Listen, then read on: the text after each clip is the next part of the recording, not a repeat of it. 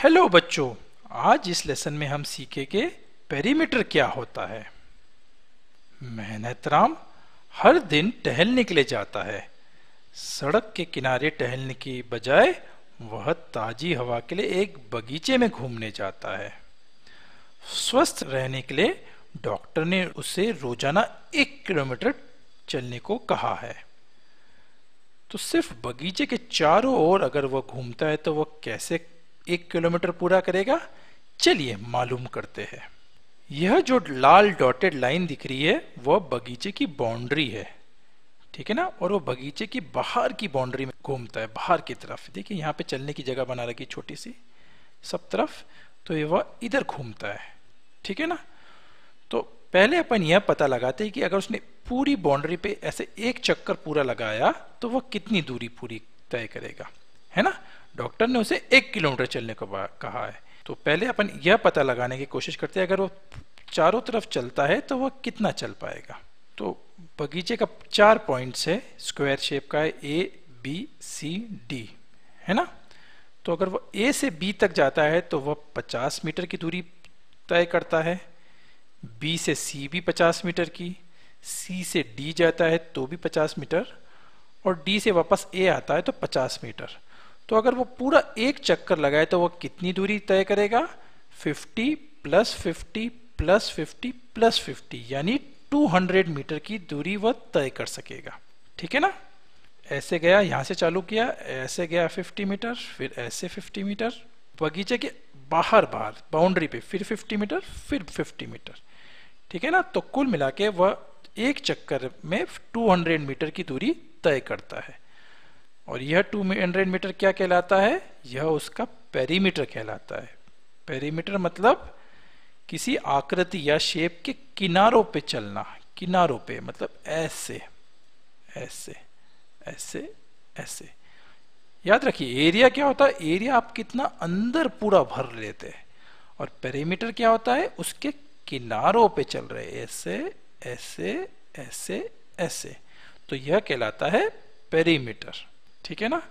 50 metre plus 50 metre plus 50 metre plus 50 metre is equal to 200 metre इस shape का perimeter हो गया, है ना बच्चों। यह लाल लाइन पेरीमीटर दर्शा रही है।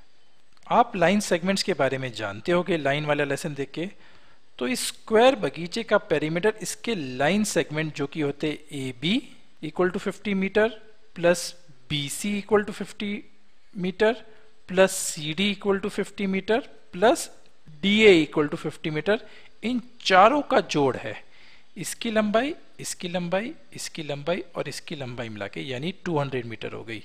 तो इस शेप की का पेरीमीटर हो गया 200 मीटर, उसके चारों लाइन सेगमेंट्स की लंबाई को मिलाकर, है ना बच्चों।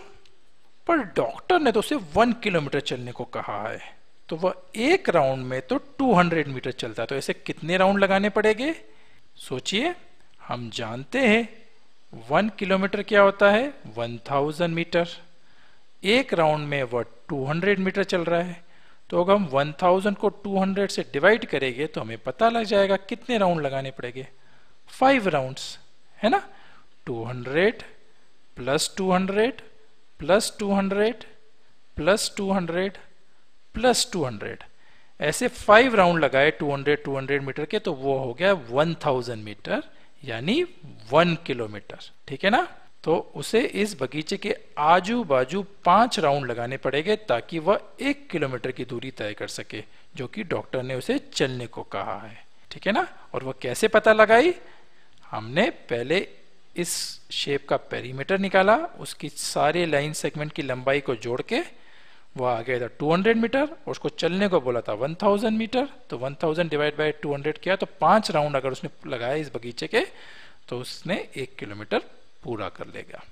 तो इस प्रकार आप किसी भी शेप का पेरीमीटर निकाल सकते हैं। जैसे स्क्वायर का निकालना है तो उसकी सारी लंबाई तो समान होती है, तो length plus length plus length plus length कर ली तो उसका पेरीमीटर ये हो गया। रेक्टेंगल का निकालना है तो क्या करेंगे? Length plus width plus length plus width कर दिया तो उसका पेरीमीटर निकल जाएगा, है ना। तो याद रखिए, पेरीमीटर कोई भी आकार का बाउंड्री है बाहर का, है ना। और एरिया क्या होता है, उसके अंदर कितना भरा हुआ है। जैसे ये इसके अंदर 12 पेड़ लगे हैं, यहाँ पे 8 पेड़ लगे, तो वो उसका एरिया होता है। ठीक है ना। तो एरिया और पेरीमीटर में बच्चा कंफ्यूज ना होना, पेरीमीटर उसकी बाउंड्री होती है। ठीक है ना। तो आज के लिए इतना ही बच्चों, फिर मिलेंगे, बाय बाय।